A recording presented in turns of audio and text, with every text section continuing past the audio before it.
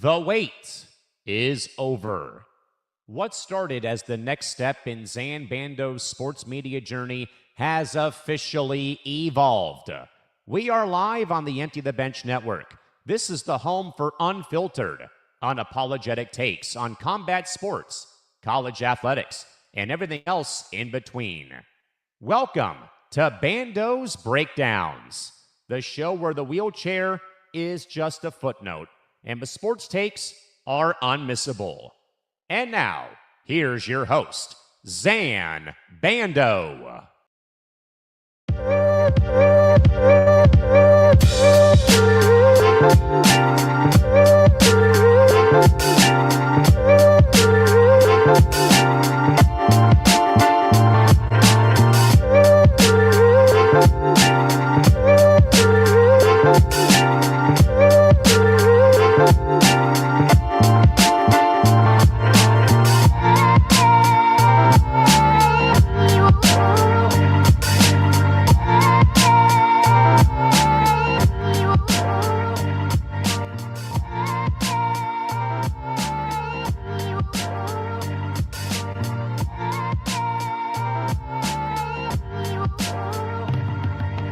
All right, everyone, and welcome to another edition of Bando's Breakdowns. This is episode number 99 for Thursday, July 23rd, 2026. My name is Zain Bando. Thank you so much for joining me. As always, it is greatly appreciated. So excited to be able to do this with you guys today as we are officially on the eve of episode 100 next week. But before we can even get to episode 100, we'll have to complete episode 99. Before we get started, a few quick reminders. Please be sure to like, follow, and subscribe to the ETB Bench Podcast Network. To do so, please go to youtube.com/ETB Network. Would be greatly appreciated if you guys helped us all out there as we're slowly but surely approaching 3,000 watch hours. And for those of you on social media right now, shout out to the 85 of you that are already in here. We are streaming live to a bunch of different platforms. My YouTube channel, the ETB Network YouTube channel, the MMA Outsiders, ETB Sports, Bando's Breakdowns, Forever Power 5, and of course my own X account, which for those of you who have not followed me yet or are thinking about following me, you certainly should do so as it scrolls across the bottom of the screen there at ZanBando99. Of course, you can follow the show at social media at Bando's Breakdown. And obviously, as such, my name is Zain Bando. For those of you who've never seen me before, I'm a sports journalist and an ETB Network co-host. You can find my journalism work over at several different places. I cover college football and college basketball for the likes of the Sporting News, as well as Ohio State on Sports Illustrated as well. I've dabbled into a bunch of the other on SI sites on the college front, but that's the main one that's taking up much of my time on the collegiate front, at least for them. And then I also do stuff for MMA Knockout on Sports Illustrated as well, covering all things UFC on an almost daily basis as well. Again, it would be greatly appreciated if you guys checked out all my work. It's literally almost on a daily basis the latest news that you need to know about in the UFC, as most recently as this morning. So if you want to check out one of the best combat sports sites on the market, go over to MMAKnockout.com. Today, you can sign up for the free newsletter as well. Again, doesn't cost anything, and all we would need there is your email. But nonetheless, that is what I do overall. So thank you so much for hearing that. And just one final reminder before we get started, you can listen to the archives of Bando's Breakdowns wherever you get your podcasts. We're in the midst of updating the RSS feed as well, so stay tuned for all those episode updates to come shortly here as we're getting closer to filling out the grid, if you will. So stay tuned for all that and what's to come there. That way you can still be subscribed to the RSS feeds on a weekly basis. That way you don't miss a single episode of this show, either audio or live stream wise, as well as every single show across this network is live. All right, without further ado, let's get started with the program here today. What we're going to be talking about first is something that I didn't think we'd be discussing as of about 12 or so hours ago. So getting into Zain's overview, we're going to be talking about, we have some breaking news in the world of the NHL, and of course it involves my favorite team, the Chicago Blackhawks. Excited to talk about that. We will get into the ESPN layoffs. We may not go as in depth as I did the other day on ETB Sports with Nick Morganson, but if you want to check that out from the other day, go to the live tab on the ETB Network YouTube channel. The episode is there, so stay tuned for my reactions to those, as my opinions may have differed just a little bit regarding some of those major names being let go. We will also discuss Northwestern's new stadium. Select media were invited out earlier this week to check it out. I also have a pending invite to see the new stadium as well. So we will talk about that, and we will talk about when I will be heading out to see the stadium as well. Excited to get into those details. We will be talking about a recent interview with Dana White on Spin and Breakfast regarding what's going on with UFC matchmaking, and Dana shutting down a narrative that I highly disagree with from his perspective. So we will talk about that. One of the rare times I disagree with Dana. We will get into UFC Abu Dhabi this Saturday. If you want a fuller preview, check out Fight IQ, but we will be going over the main event, Magomed Ankalaev and Bogdan Guskov, this Saturday. We will also be getting into some other news and notes in the boxing world as well regarding the latest with Ryan Garcia and Conor Benn and so much more. And of course, we will plug some network shows when we get a chance. But the big breaking news off the top in the world of the NHL is that the Chicago Blackhawks have re-signed everybody's favorite player, at least from my childhood growing up. Patrick Kane is now back on the Chicago Blackhawks. It's a 2-year deal, reported $8 million from what I read. It's a big deal, obviously. Patrick Kane, a hero in this city, won 3 Stanley Cups, 10, 13, and 15. The Blackhawks really have not been the same since 2017. They're trying to build a very young team around Connor Bedard, and obviously they got a huge experience piece this morning in Patrick Kane to kind of leverage the gap, if you will. So figured we would talk about this for a couple minutes. Let's read a portion of the press release as Chicago Blackhawks GM Kyle Davidson put out a statement. Day in and day out for 16 seasons, Patrick captivated the city of Chicago with his dazzling skill, creating some of the most memorable moments in Blackhawks history as he helped bring our storied franchise back to the pinnacle of our sport, which is very true. For those of you who don't follow the NHL all that closely, the Blackhawks were irrelevant in the mid-2000s, and under some new leadership and some pretty good decision-making, let's call it, the Blackhawks made some structural changes, put their games back on TV, and really made the fans believe in the franchise again. And Patrick Kane, alongside Jonathan Toews, of course, were certainly two of those pieces to behold. So that was amazing there that he did acknowledge that. Moving right along, though, with this, as he goes on to say here we go. So he's shown on countless occasions that he knows what it takes to win at the highest levels, and we couldn't be prouder of Patrick to once again call the United Center home and continue to shine in Chicago's brightest lights. Now, Patrick Kane is 37 years old. He recorded 57 points in 67 regular season games with the Detroit Red Wings this past season. The forward finished 4th on the Red Wings with 16 goals and 41 assists, where he ranked 5th with 57 points. Kane is one of only 2 active NHL players to record 40 or more points in each of the last 19 seasons, with Alexander Ovechkin being the only other player. Well, he's just one of 19 players to do so in NHL history. He's also one of 3 active NHL players to register at least 10 goals in each of the last 19 seasons.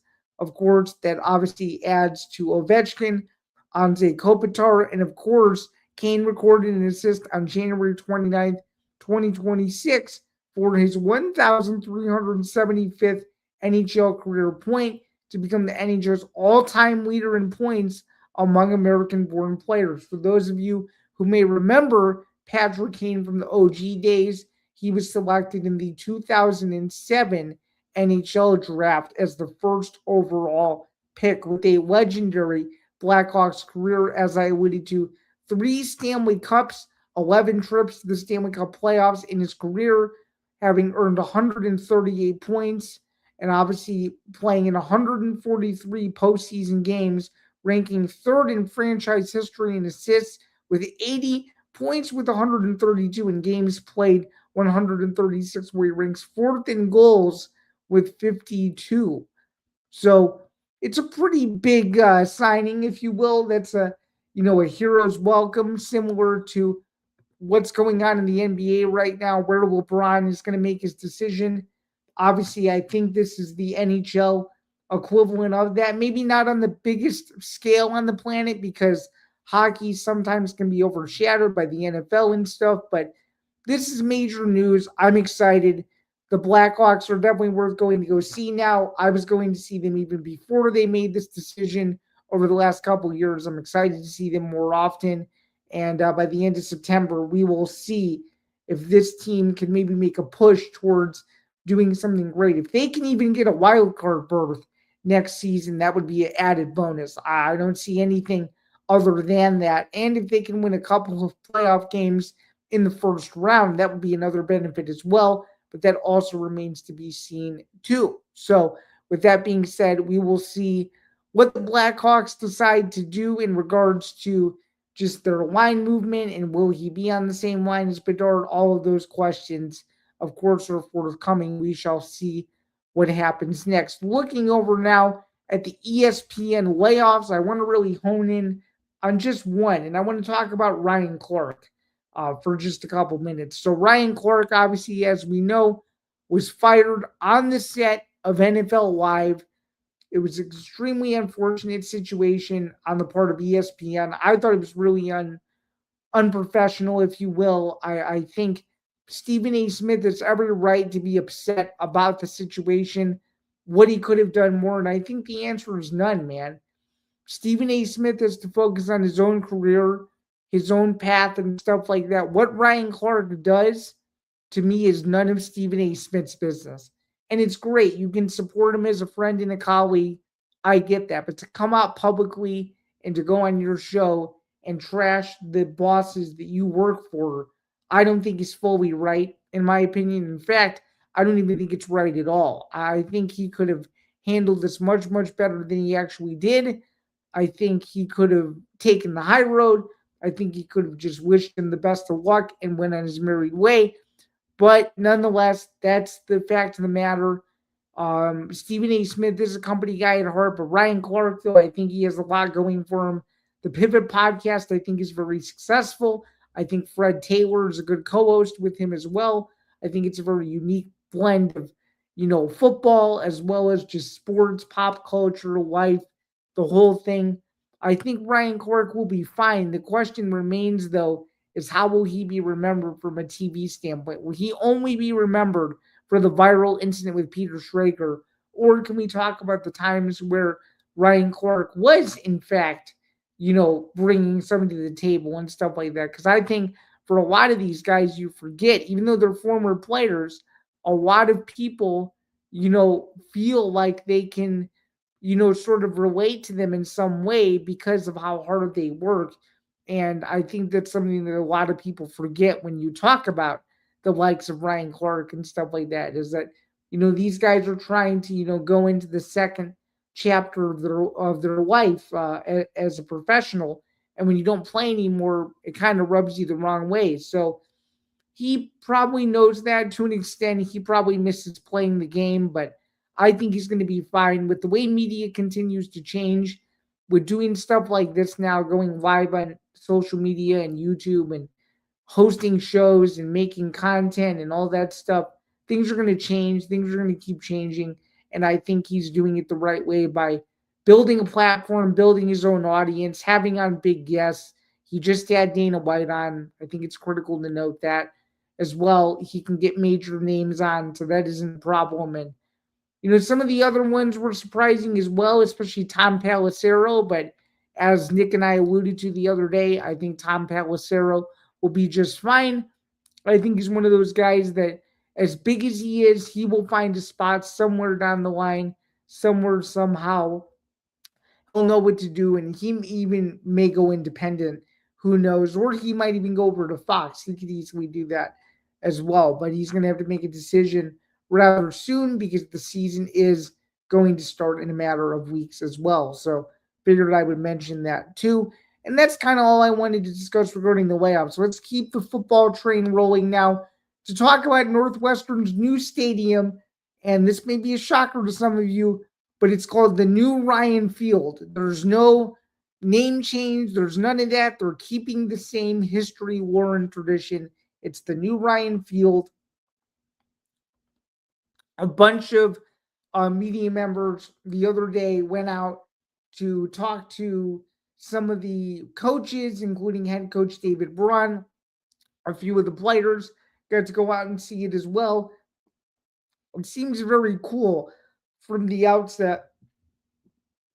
Excuse me. But what I want to highlight is a release that I got a couple months ago that kind of dives deeper into just some of the features you might expect this upcoming season. And again, as we know, the first game of the season will be on October 2nd versus Penn State. So let's talk about this. So there's some new student experiences. Let's talk about it. The Wildcat Wall, a first in college football. The new Ryan Field will feature a European football style safe standing supporter section that will put 2,000 students on the top of the south end zone. European football safe standing supporter sections are legendary for being intimidating, creating a deafening wall of energy. The new Ryan Field isn't just the first college football stadium to import a European football style supporter section. It's emulating the most intense version of the legendary fan experience. And as we continue on here, let's talk about the Paintner Family Hall. The stadium's South Grade Hall, the Paintner Family Hall, is a dedicated student space unlike anything else in college football, open to all students. On game day, the hall is designed to be both beautiful and deeply nostalgic, featuring vintage Northwestern Willie the Wildcat images, as well as artifacts drawing on Northwestern's connection to the CTA purple line and the Wildcat statue from the old Ryan Field. And the reason why I'm laughing is because if you know, being from the Chicago area, the CTA is a very heavy topic for some. And by the way, that's one of our multiple transportation systems that people use in the city. Inside, students will find food, drinks, games, and DJ music, a full pregame experience designed to build energy in the hours before kickoff.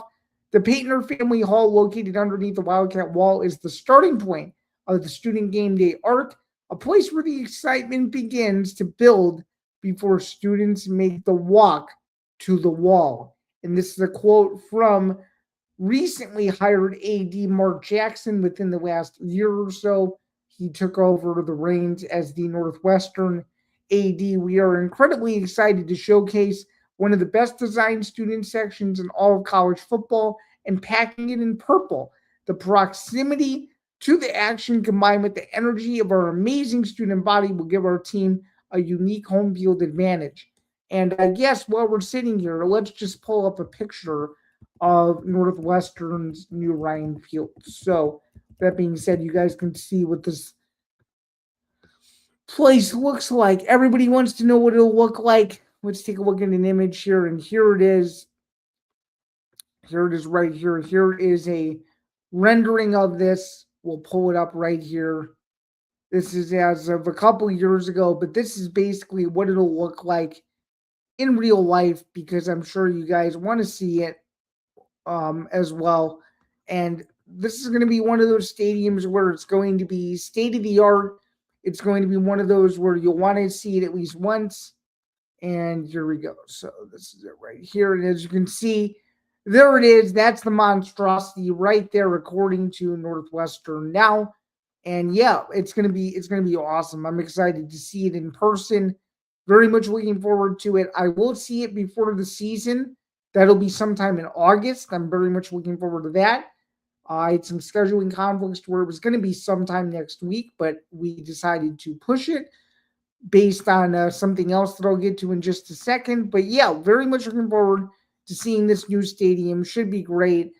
Really, really awesome. And yeah, it should be an interesting Big Ten atmosphere. Holds about 35,000 or so people as well. And that'll get me to my big news that I have for you guys. So next week at the Hilton Chicago, it's a 3-day um, media event, but I am going to 2 days of Big Ten Media Day. Very excited to do this. Super, super awesome opportunity as always.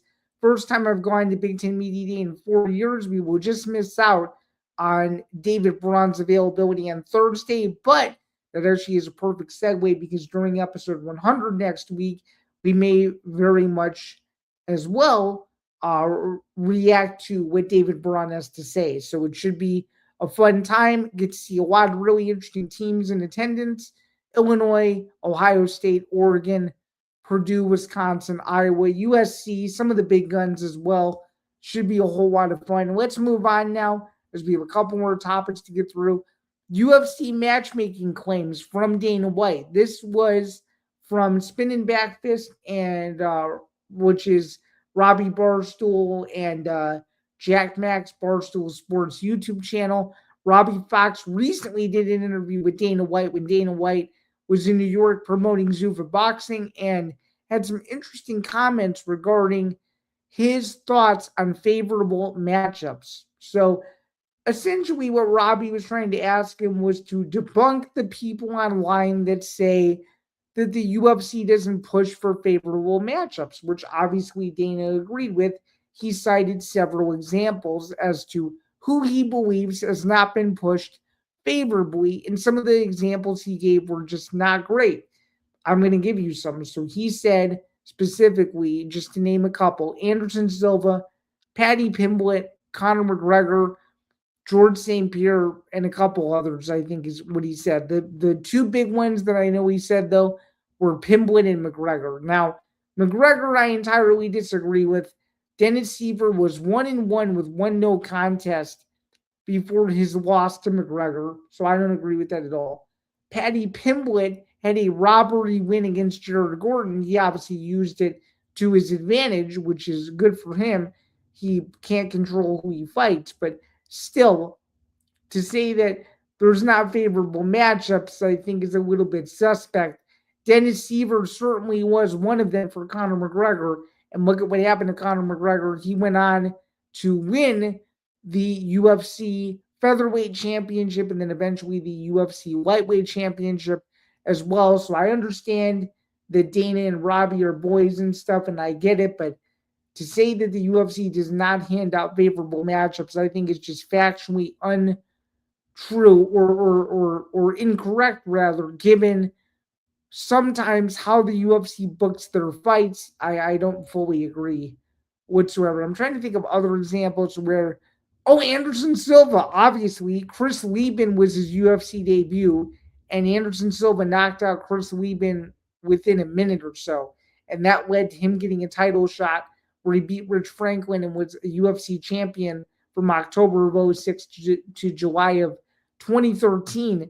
So that even tells you that, yeah, maybe the UFC wanted to fast track Anderson Silva. Who knows if they do the same thing to a guy like Gable Steveson or something like that. That all remains to be seen. But to say that the UFC doesn't make favorable matchups is just not correct based on the examples I just cited. So with that, let's move on. UFC Abu Dhabi this Saturday, the final event in the month of July. We went an abysmal 5-7 this past week. We're looking to do a little bit better this week. Let's take a look at the main event of the evening while we can. It's at light heavyweight. Bogdan Guskov is a weight replacement in this main event, taking on the former UFC light heavyweight champion and Magomed Ankalaev in his first fight back since losing to Alex Pereira last October at UFC 320 in the first round. Pereira, of course, regaining the light heavyweight championship and then moving up to heavyweight where he would lose an interim title fight to Cyril God. Nonetheless, it's a pretty big fight in the light heavyweight division. Let's take a look at both guys. Ankalaev has won 3 out of his last 4, is a massive favorite over the weight replacement in Bogdan Guskov out of Uzbekistan at plus 345, while Ankalaev is favored at minus 460. All right, taking a look at what Tapology thinks, they love Ankalaev at 89% to Guskov's 11%. And I have Ankalaev winning this fight as well. I just think he's too dangerous. He's got too much power. I think Ankalaev wins a very conservative decision. I think the only way Guskov can win this fight is if he gets Ankalaev out of there early. And I know the Times said Guskov could utilize his grappling. And I don't know if Ankalaev will want to go there with Guskov. I mean, looking at Guskov's resume, he's 18-3-1 as a professional, right? And he's coming into this fight at 33 years old with nothing to lose, 4-1-1 in the UFC. And he has 3 wins by KO, TKO, and he has 3 wins by submission in his career. So this could very well easily be a striking battle, which I do think it very well could be. I just think Ankalaev is too tough for his own good to go into, risky territory to where he may get caught by Guskov or something like that. I just don't think it'll happen. Give me Ankalaev to win the main event, and that'll be my 5th main event win in a row, dating back to, I think it would have been the Manel Kopp UFC Fight Night event in Vegas, which was right after Freedom 250. So we're doing pretty good. We won the Kopp fight. We won the Rafael Fiziev fight. We won the Max Holloway fight, and we won the Dustin Poirier fight. So yeah, this would be, the 5th potential main event correct pick in a row. We're currently sitting at 171 wins, and we shall see if this continues to be a good thing for me as we move closer and closer into the month of August. All right, Zain Zinger. I think the Ryan Garcia, Conor Benn press conference scuffle from Fanatics Fest this past Saturday was unreal for Zuffa. Great stuff. And I know they weren't expecting it. And I know Dana sometimes says this is bad. This got people, to me, invested in this fight. I've seen people on Instagram that I've never heard of that are talking about this fight now because of the scuffle. It seems like Ryan Garcia and Conor Benn can't stand each other. That's a big, sign of motivation that they really want to get after each other and they want to make this fight interesting. Can they make it to September 12th? This is another major question. I think they can, although for these future press conferences, they probably will have to beef up security. But to have it in Vegas, have the vibes be as high as they are, the UFC is doing a ticket giveaway for this that closes in a couple days. So if you guys haven't entered into this ticket giveaway, you should. It's going to be a great experience in Vegas, T-Mobile Arena. It's the first major Zuffa boxing fight, at least in my opinion. And Dana White certainly does agree with that. He was asked by the Mac Life's Oscar Willis this past weekend if he does agree. And sure enough, Dana did say, yes, I'm sticking with my same pick that I gave a week ago. We love Conor Benn to get this thing done within the first 5 rounds. We shall see what happens next. And one thing that I saw, the IHSA has released their full high school football schedule this season in the state of Illinois. A very early start. Games will begin the weekend of August 21st. It is also an expanded playoff picture this season. It's the first major expansion of the state postseason since the 1980s. I've already given my opinion on this from several months ago. But I do think, though, that it is interesting that August is really going to become a prime month for high school football in the state of Illinois. Usually you see it late August, early September. Now you're going to have some of these major matchups around the state of Illinois take place in mid to late August as opposed to early September. I think that's really interesting. The expanded playoffs thing is a rant on its own, but I will say this. I think the good teams will outweigh the bad teams very, very quickly as October draws closer. All right, before we get out of here and end episode 99, this was a very fun episode. Just wanted to talk about Bando's Breakdowns episode 100 for next week. There's no formal plans for guests or anything like that at present, but I just want to say before we do episode 100, thank you to every single person that has ever pulled up this podcast. I just want to say that. Thank you so much for doing that. When we started this podcast back in April of 2024, it was a huge transition period for me. I was changing publications at the time. I was getting new freelance gigs at the time. I was becoming more comfortable in the on Sports Illustrated ecosystem at the time. I wanted to expand my network and my reach to as many people as I could. I wanted to cover more things, and I've been able to do that. Without your guys' support and encouragement, I would not have been able to do some of the amazing things that I've done over the last 2 years, whether that's cover major bowl games, go to the Final Four. We obviously have Big Ten Media Day coming up. The goal still is to go to a Big Ten football championship at some point as well, go to a college football playoff national title game. That's also on the bucket list. I'd love to do that before I'm 30 years old as well. I think I have a good opportunity to do so either this year or next year. But my point is I just wanted to say thank you guys for all your support, all the guests that have ever been on this show, all the clips that we've created together, all the laughs we've had, all the memories we've had, all the predictions we've made. I just want to say thank you guys. It's going to be a fun episode. We may reminisce with some of the, the greatest stories that I've never told on this program. We'll talk about those, I'm sure. We'll go over what happened at UFC Abu Dhabi this past weekend. Who knows? We might have some people send in some words of encouragement. We may read some notes. We might do some different things, but it's going to be a very reflective episode. It's going to be, just how I've grown in my career and just how much things have changed over the years. And I'm very much looking forward to doing episode 100 with you guys and ushering in a brand new era as such. And again, very much appreciated for all your guys' support. It will be the same time and the same place a week from today.